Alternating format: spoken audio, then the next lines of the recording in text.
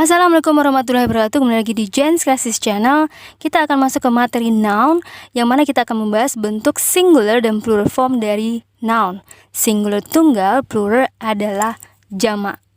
Jadi, setiap kata benda akan punya bentuk tunggal dan bentuk jamaknya. Nah, kita akan bahas bentuk tunggal. Bentuk tunggal akan dimiliki oleh countable noun, benda bisa dihitung, dan uncountable noun, benda tidak bisa dihitung.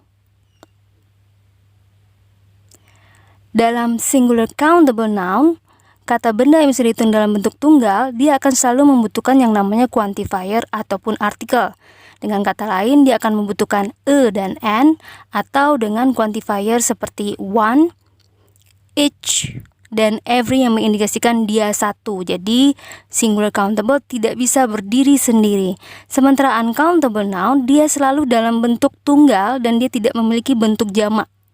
Dia selalu dalam bentuk singular, dan dia tidak selalu membutuhkan yang namanya quantifier. Ingat, uncountable tidak bisa memakai e ataupun n, walaupun dia berbentuk tunggal. Kita akan kasih contoh. Untuk singular form, contohnya, yang dalam bentuk kata benda bisa dihitung dan tidak bisa dihitung. Contohnya, example nomor kalimat berikut adalah kita lihat kata benda a wallet di sana. Di situ penggunaan e adalah benar karena memang wallet bisa dihitung dan dia satu. Tapi akan salah kalau kita cuma buat wallet saja, karena yang namanya kata benda bisa dihitung dan tunggal tidak bisa berdiri sendiri tanpa ada quantifier atau artikel sebelumnya. Sementara untuk contoh uncountable, kita lihat kata benda money di sana, money akan salah karena money tidak bisa dihitung, jadi tidak bisa dijelaskan oleh artikel e ataupun n. Tapi money bisa berdiri sendiri, seperti contoh nomor 2, dan money bisa didahului oleh quantifier seperti some ataupun the. Jadi ingat, uncountable noun tidak bisa dijelaskan oleh e atau n, dan countable dalam bentuk tunggal tidak bisa berdiri sendiri tanpa ada artikel atau quantifier sebelumnya. Sekarang kita masuk ke bentuk jamak dari kata benda. Yang berbentuk jamak cuman kata benda bisa dihitung atau countable noun. Nah, ketika kata benda itu berbentuk jamak, berarti dia pasti countable noun. Dan akan ada perubahan pada kata benda tersebut dengan adanya penambahan s ataupun is setelah kata benda tersebut, atau di akhir kata benda tersebut. Nah, untuk bentuk regulernya tentunya. Jadi juga ada bentuk irregularnya yang penambahannya bukan s atau is, tapi tergantung dari kata benda itu sendiri. Itu akan dibahas di video selanjutnya. Jadi untuk irregular plural form ini penentuan penambahannya tergantung dari kata benda itu sendiri, dan biasanya ini berasal dari bahasa lain, salah satunya bahasa Latin. Nah, kita kebalik lagi ke bentuk jamak. Penambahan is dalam kata benda tersebut memiliki aturan.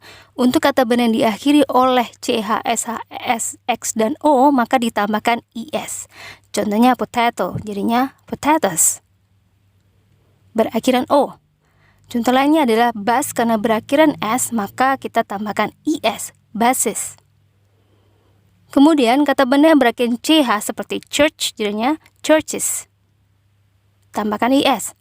Dan kata benda yang berakhiran sh seperti brushes, jadinya brushes ya. Kemudian kata benda yang berakhiran x seperti box, jadi boxes.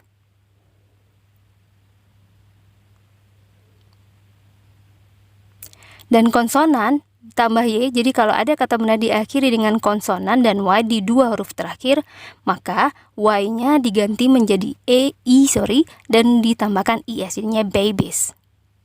Selain dari itu, satu lagi adalah kata benda yang diakhiri oleh fa atau f.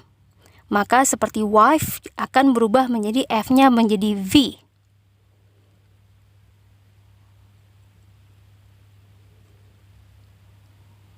Contoh lainnya, nah untuk kata benda lainnya tinggal tambah s. Jadi penambahan is dan s juga ada aturan. Is ditambahkan ketika kata benda yang berakhiran ch, sh, x, o, dan juga berakhiran f atau if. Oke, jangan lupa untuk nonton video berikutnya unusual plural form untuk lebih paham lagi tentang irregular plural form. I think that's all. Thank you. Assalamualaikum warahmatullahi wabarakatuh.